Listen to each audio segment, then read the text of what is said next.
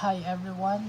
I believe that technology and innovation are truly necessary for the betterment of the education process.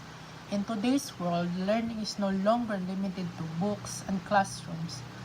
With technology, students can access information anytime and anywhere.